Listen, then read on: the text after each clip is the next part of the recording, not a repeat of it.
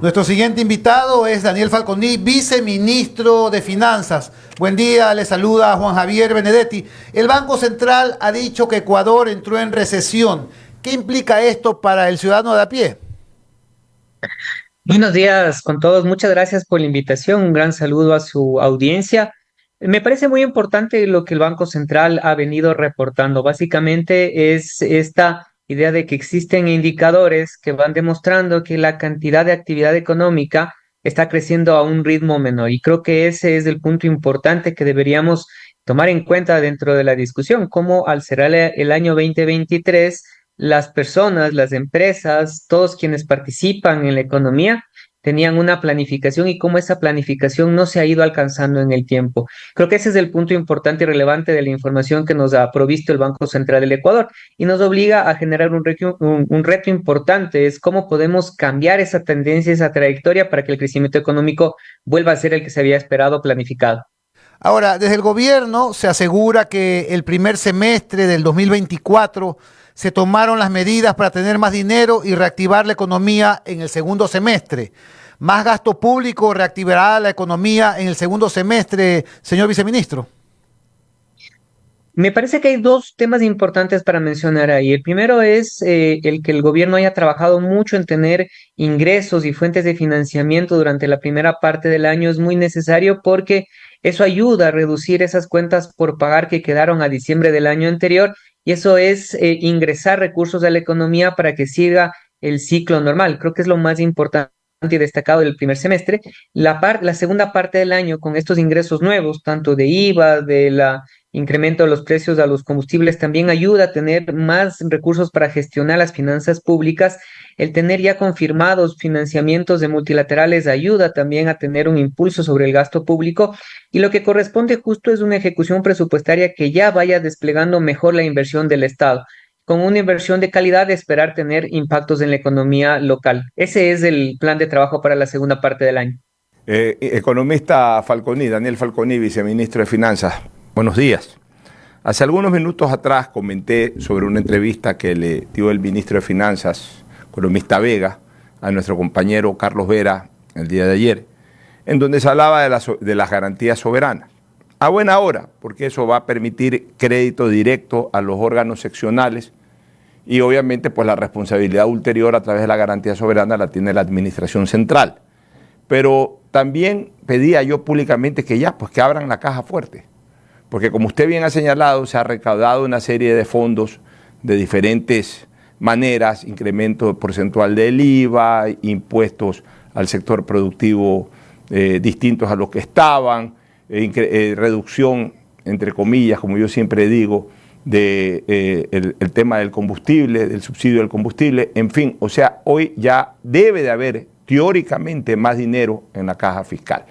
Ok, ¿cuándo entonces comienzan ya a pagar directamente a quienes el Estado central les debe? Comenzando por el IES, que es fundamental ya comenzar a pagarle al IES para que a su vez el IES comience a pagar también, especialmente en materia de salud. A propósito de salud, al propio Ministerio de Salud también para que pague sus deudas. Y así por el estilo, Ministerio de Obras Públicas para que pague a los proveedores que han hecho obras, que están ahí sin cobrar desde hace muchísimo tiempo. ¿Cuándo aquello, señor viceministro, para de esa manera también volcar plata a las calles y que se dinamice la economía? Buenos días, Alfonso, ¿cómo está? Un gusto saludarle. Yo siempre he tenido muchas ganas de compartir con usted, me parece espectacular en todos los foros que le he escuchado, en Muchas gracias. deportes, en todo. Es para mí un gran placer estar con usted. Igual para mí el placer. Respecto a la pregunta, mire, desde el mes de mayo, que ya llegaron los primeros desembolsos de multilaterales del ejercicio del gobierno central, ha sido justo enfocarnos en básicamente tres aspectos específicos. Bajar las cuentas por pagar con los gobiernos autónomos descentralizados, que al año anterior estaban cerca de $1.000 millones al 31 de diciembre. Hoy en día nosotros hemos logrado bajar esa presión, hemos cubierto los pagos hasta el mes de mayo y estamos cerrando los pagos de junio en lo que viene esta semana y los últimos días los siguientes días de la siguiente semana. Entonces, de tener casi 2 meses y medio de retrasos. En este momento nosotros estamos ya por atender el mes de julio con todos los gobiernos autónomos descentralizados. Ese ha sido un ejercicio bastante fuerte. El segundo punto, la atención a los proveedores. En lo que va del año se ha logrado reducir cerca de 500 millones de dólares las cuentas por pagar con respecto a proveedores privados, especialmente en el gobierno central.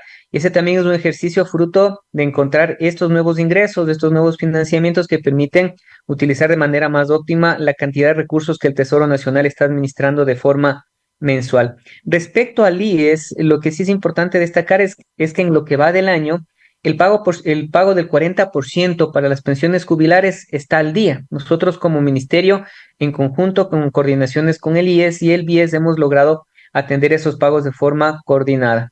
Y hace una semana y media, el Ministerio de Finanzas con el IES cerró un convenio de pagos de obligaciones pendientes en salud que estaban vigentes desde el año 2021 y se hizo un primer desembolso por 50 millones de dólares. Entonces, el ministerio ha venido trabajando a la mano de conjunto con varias instituciones, especialmente con el IES para atender estos pagos de obligaciones de periodos anteriores, ya fueron pagados 50 millones, y con el Ministerio de Salud Pública lo que se ha hecho es trabajar justo en un incremento de un espacio presupuestario por 100 millones para poder garantizar todo lo que en operatividad más prestadores externos y deudas de periodos anteriores, ese ministerio ha ido viendo que es lo más elemental y lo más esencial. Entonces, hay esta línea de trabajo de poder igualarnos poco a poco, pero no comenzó recién en este mes de julio, sino en mayo, que ya vinieron los primeros desembolsos. Viceministro, buenos días. Bienvenido a Punto de Orden. María Sol Pons le saluda. Una pregunta con respecto de los ingresos. ¿Cuánto han incrementado los ingresos en el primer semestre frente a igual periodo del año pasado? ¿Y cuánto han incrementado los gastos en ese mismo periodo?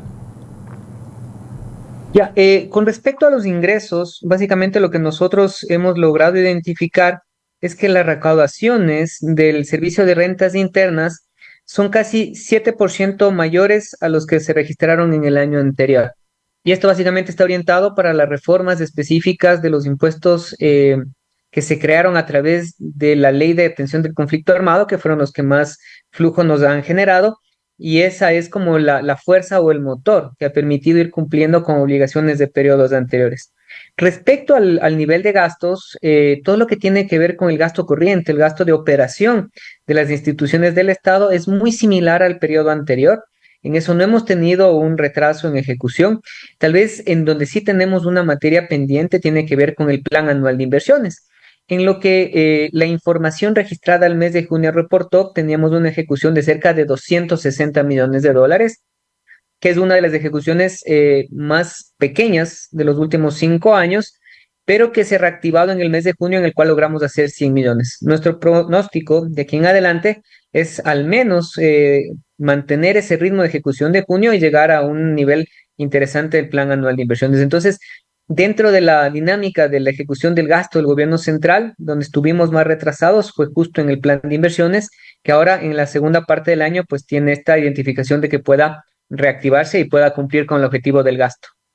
Viceministro, en este contexto de ingresos y egresos estatales entran el contexto de los ingresos y los egresos de la economía privada, es decir, las empresas y por otro lado la ciudadanía. Los indicadores presentados por el Banco Central exponen claramente una reducción en el consumo, una reducción en la compra de vehículos, en fin, no tengo que describírselo porque usted lo sabe. En este mismo contexto, la palabra recesión es como un gran fantasma que de alguna manera trae una nube gris y la economía es muy emocional también.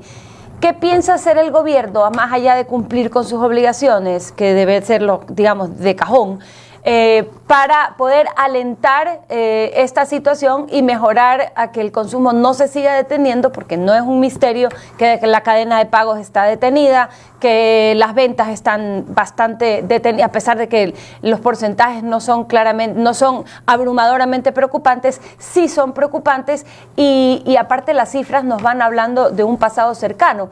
Pero ¿qué va a pasar con los siguientes meses más allá de la situación electoral?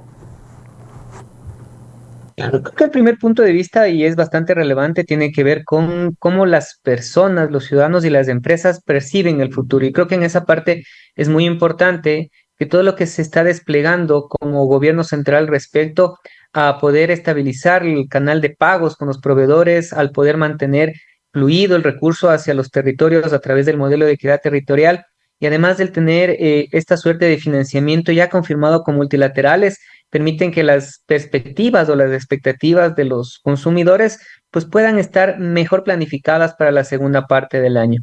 Creo que ese es el primer punto de partida inicial. El segundo punto de partida importante tiene que ver con la estabilidad que se pueda percibir dentro de la economía ecuatoriana. Una segunda parte del año en la cual ya no se anuncian más medidas de política económica fuertes y por el otro lado se anuncia una reactivación de la inversión pública, debería ser un factor de atracción para la actividad económica, especialmente para las empresas. Y con respecto a los hogares, claro, debería haber este efecto de derrame de la inversión pública hacia la capacidad de generar nueva actividad económica hacia los territorios. Entonces, es muy importante cómo la ciudadanía pueda ver que se van cumpliendo los objetivos de la política fiscal y cómo esos objetivos van generando una segunda parte del año con más oportunidades.